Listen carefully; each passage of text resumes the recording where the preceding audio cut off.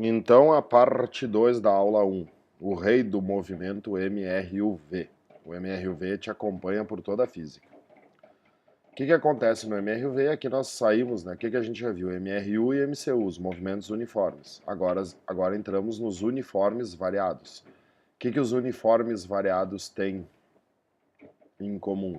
O que quer dizer movimento uniforme variado? Quer dizer a aceleração tangencial é diferente de zero, ela existe. Só que, vamos aproveitar para preencher aqui. MRUV, a aceleração tangencial é diferente de zero. Só que ela é diferente de zero, mas constante. Te lembra que a gente não estuda no ensino médio movimentos com aceleração variada. Para nós, ou a aceleração não existe, no caso, né, do MRU e do MCU não tem a tangencial, ou do MRUV, que ela existe, mas ela existe de maneira constante, por isso que o movimento é uniforme. A velocidade varia, mas varia de maneira uniforme. E a aceleração centrípeta é igual a zero. Por que a aceleração centrípeta é igual a zero? Porque ele anda numa reta. A aceleração centrípeta só existe em curvas. Função horária da velocidade, V igual a VO mais a aceleração vezes o tempo. É uma função do primeiro grau, por isso que o movimento é uniforme, variado. O deslocamento, pode botar uma flechinha aqui, o vetor deslocamento é VOT mais AT ao quadrado sobre 2, vai preenchendo. E a famosa equação de Torricelli, V ao quadrado igual a VO ao quadrado mais 2 vezes a aceleração vezes o deslocamento, vezes ΔD. E a parte mais chata, caiu no Enem, caiu em Santa Maria, caiu na URGS, gráfico. O gráfico de posição por tempo do MRUV é uma parábola. Por quê? Aqui nós temos a equação do deslocamento. Se eu trocar isso aqui, né? O que é ΔD? D menos DO. Eu posso fazer a versão longa dessa equação. Qual é a versão longa?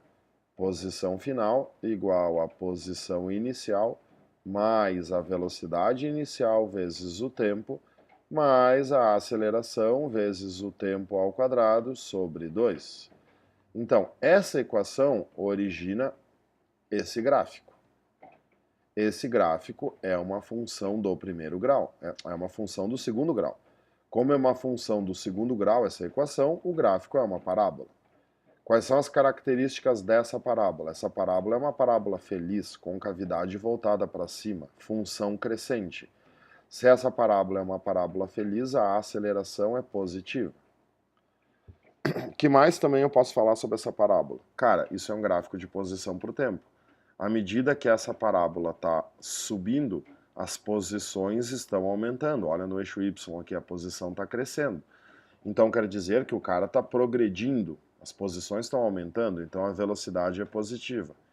Quando os sinais da velocidade e da aceleração são iguais, o movimento é acelerado. Então esse cara aqui é progressivo, porque a velocidade é positiva, e ele é acelerado porque os sinais são iguais. O que eu fiz aqui nessa sequência de gráficos? São 3 gráficos, é uma trinca de gráficos representando o mesmo movimento. Esse movimento aqui e esse movimento aqui representam o mesmo gráfico. Aqui nós temos o gráfico da velocidade em função do tempo.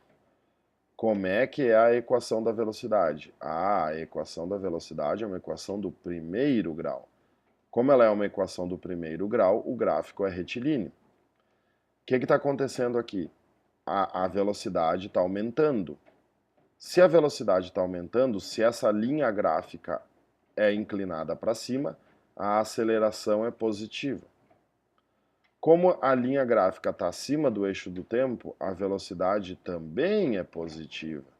Então nota que esse gráfico e esse gráfico representam o mesmo movimento. Tu está vendo aqui que esse gráfico está partindo da origem? Quer dizer, nesse ponto aqui, quanto é que vale a velocidade inicial? Zero. Como é que eu posso afirmar que a velocidade inicial é zero nesse gráfico aqui? Te lembra? O que eu fiz aqui? O gráfico nascer, o gráfico sair do vértice da parábola. Se esse gráfico continuasse, essa parábola seria assim. Como isso aqui é o vértice da parábola, no vértice da parábola eu posso afirmar que a velocidade inicial vale zero. O gráfico de velocidade por tempo é o rei dos gráficos, é um dos gráficos que mais aparece. Quais são as informações subjetivas que esse gráfico tem? A mais importante, todo gráfico de velocidade por tempo possui uma área. No caso do MRUV, a área vai ser triângulos ou retângulos, nesse caso, ou trapézios, desculpe. Retângulo é no MRU. Nesse caso é um triângulo. A área da figura é o deslocamento, é o vetor deslocamento. Outra coisa importante no gráfico VT, se tu quiser agora dar um pause para copiar isso aqui, que é a área do deslocamento, porque agora eu vou limpar tudo isso aqui, tá? Ficou muito poluído. Então eu vou limpar tudo, limpando, e aí vamos começar de novo. Então aqui eu estava fazendo um gráfico de velocidade por tempo, já mostrei que a área da figura é o deslocamento. O que um gráfico VT também? Um gráfico VT tem também um ângulo. É importante saber isso para responder questões teóricas. Isso aqui é uma reta, então esse ângulo é variável ou constante? Esse ângulo é constante. Num gráfico VT, a tangente deste ângulo representa a aceleração. Por isso que a aceleração é constante. O último gráfico que eu coloquei aqui é o gráfico de aceleração por tempo. Cuidado! A aceleração do MRUV, que é a tangencial, possui módulo constante. Então ela vai ser constante acima do eixo do tempo se a aceleração for positiva. E ela seria constante aqui embaixo do eixo do tempo se ela fosse negativa. Um gráfico de aceleração por tempo também possui área da figura. No caso aqui do MRUV vai dar sempre um retângulo ou um quadrado. No gráfico de aceleração por tempo, a área da linha gráfica representa a variação da velocidade. Representa o quanto a velocidade vai aumentar ou diminuir. E aí, vamos limpar e vamos subir. Vamos para a queda livre. O que acontece na queda livre, no movimento de queda livre? O movimento de queda livre nada mais é do que o MRUV na vertical. Qual é a vantagem da queda livre? Antes de iniciar o exercício, tu já sabe quem que é a aceleração. A aceleração tangencial da queda livre é a nossa amiguinha gravidade. Quais são as mudanças feitas na queda livre em relação ao MRUV? V igual a VO mais ou menos GT. A gente vai colocar o sinal positivo ou negativo sempre na frente da gravidade. Porquê?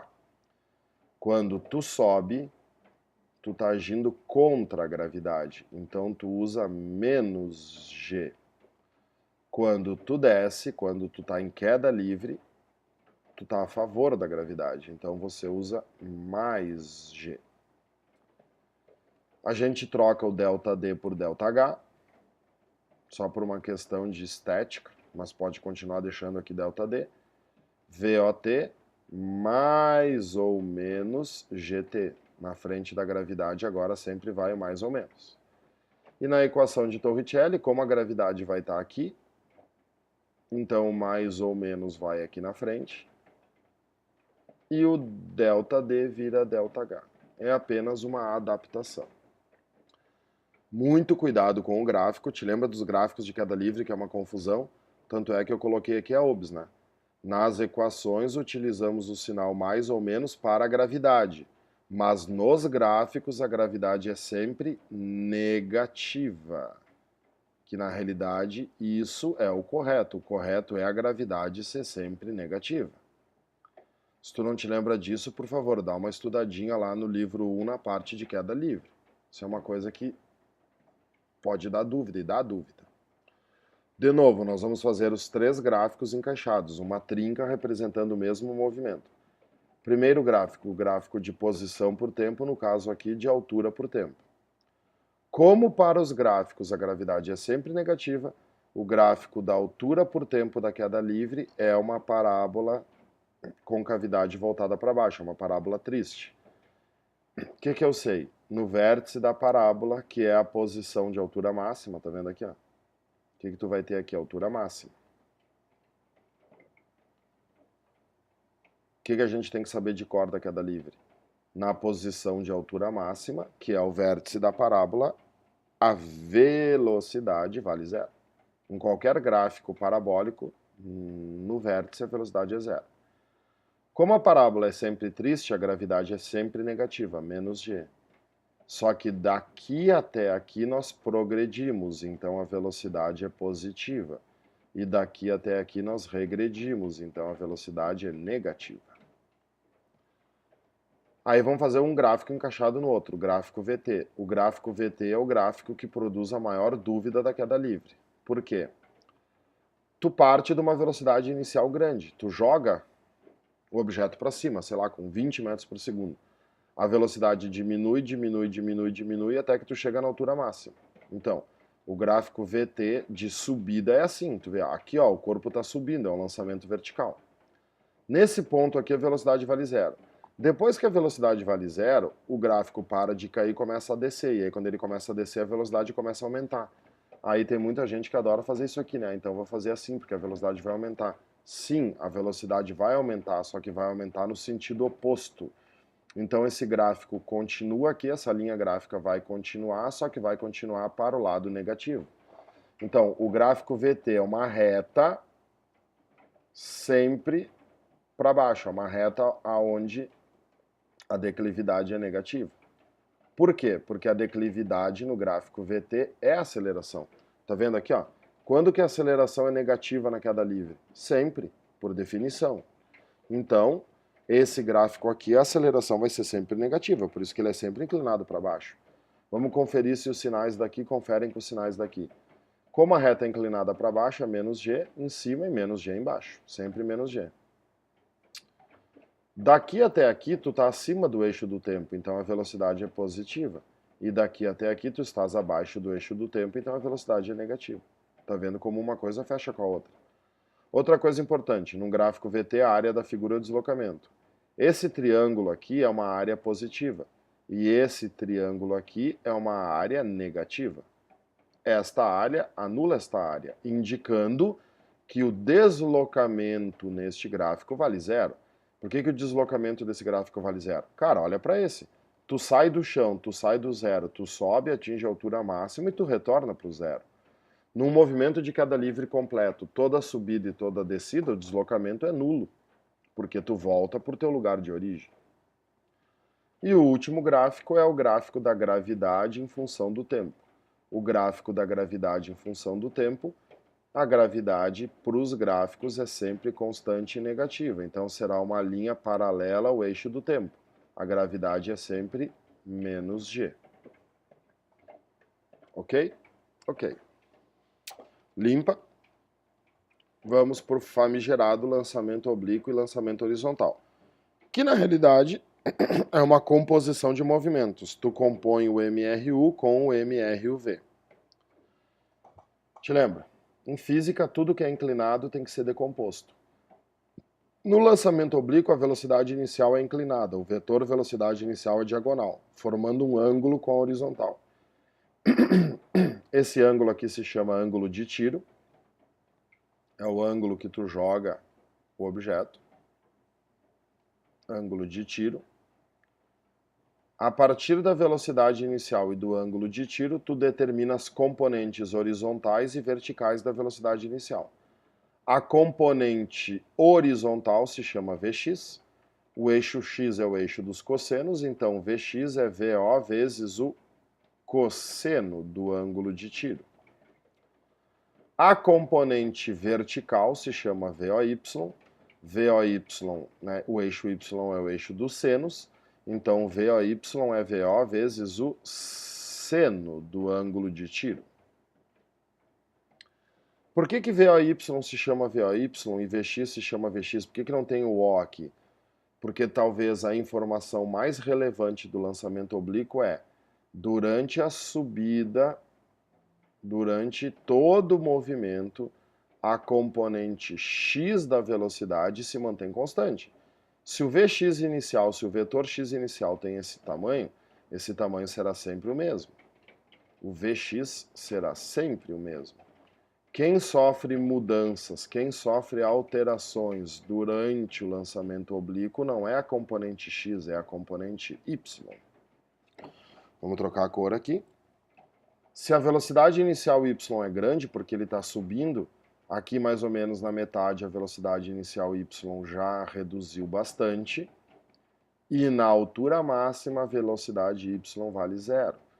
Por isso que a altura máxima é um ponto importantíssimo do lançamento oblíquo. A altura máxima do lançamento oblíquo é o único ponto onde tu tem apenas uma velocidade. Qual é a única velocidade que tu tem na altura máxima? A componente x. Por isso que v é igual a vx. Em nenhum outro ponto aqui, ó, a velocidade vai ser igual a somente uma componente. Por exemplo, se eu quisesse descobrir a velocidade nesse ponto aqui, o que eu teria que fazer? Pitágoras entre y e x.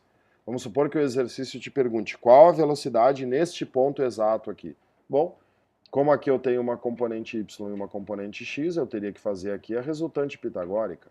Essa aqui, esse vetor preto aqui, seria o vetor velocidade naquele ponto.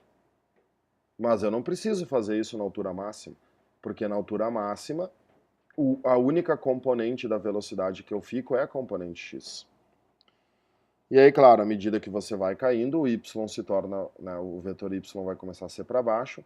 Quanto mais tu cai, mais y tu tem. Ah, desculpe, né? Aqui não é VOY. VOY é só aqui. Pequeno erro aqui, uma pequena desatenção do teu professor. Aqui é VY. VOY é só no início. Desculpa aí. Quais são as grandezas relevantes que ele pode te pedir para calcular no oblíquo? Apesar que hoje em dia eu não acredito mais em lançamento oblíquo com cálculo, tá?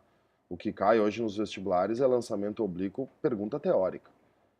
O que é o x? X é o alcance, te lembra? X é alcance.